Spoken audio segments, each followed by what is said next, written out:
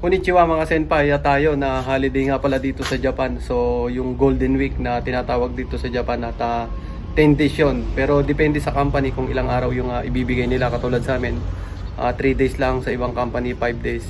Sa iba naman binibigay lahat na 10 days. So yun, at may mga bisita din ako dito galing Osaka. So ano kami ngayon, magse-celebrate kami ng holiday dito. At ngayon puntahan natin sila.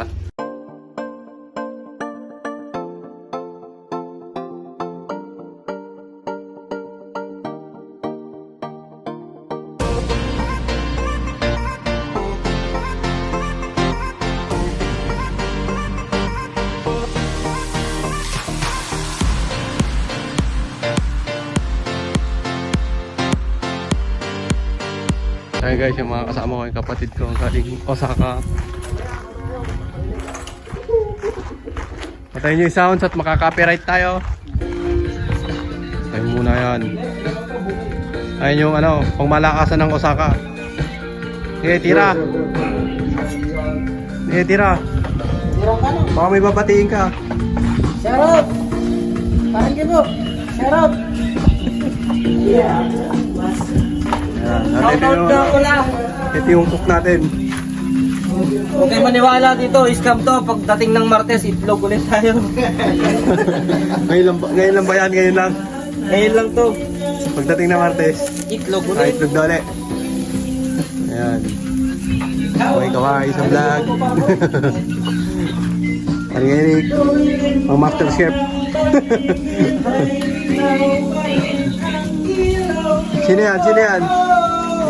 Ha? Sino yan? Sino yan?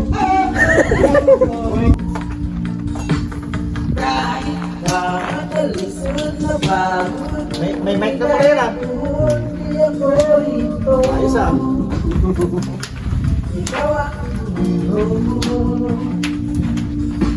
Wala man ang anino ko'y nandito gagawin. Pang-montans pa. Oh, bakit ikaw sayang-sayaw? Bakit ikaw? Woo! Ibibitaw sayo, laging ikaw. Kuya giniginaw, halik dito talo.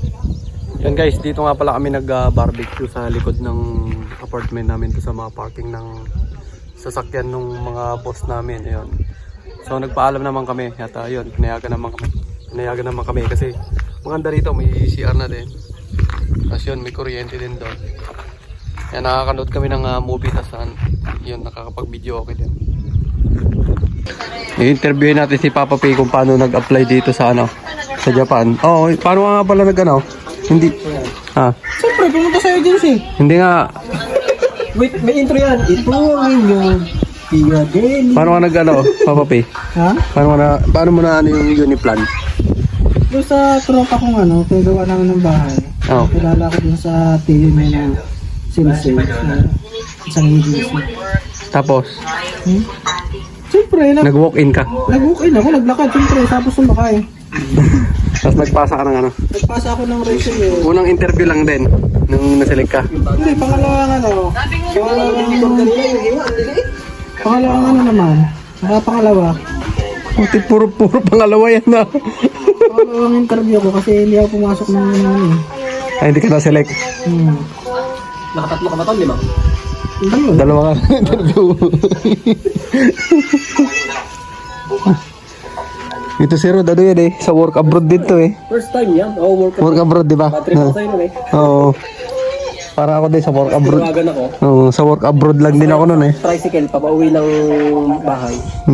Nag-text si Sir Dean.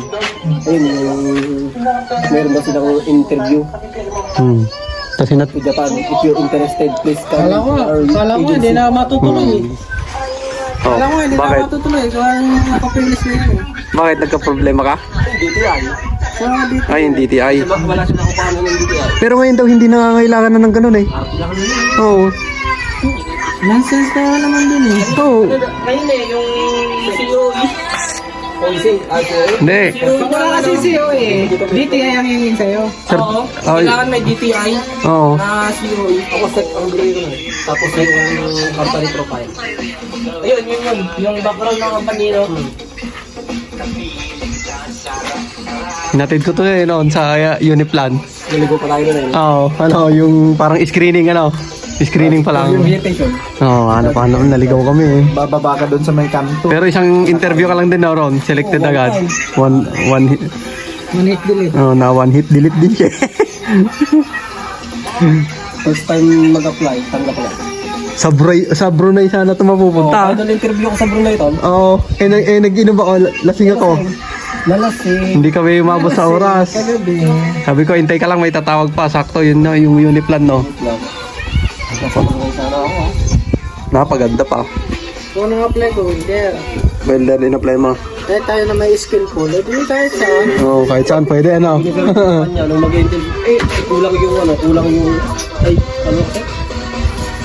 may background ko sa aking resume na carpentry. Oo. Hindi mo pinasa sa carpentry. Ikaw, Mio, paano ka nag-apply?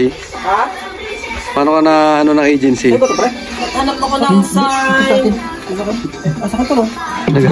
Naghanap ka ng sign. Ayun, sige. Ito. Ano na to?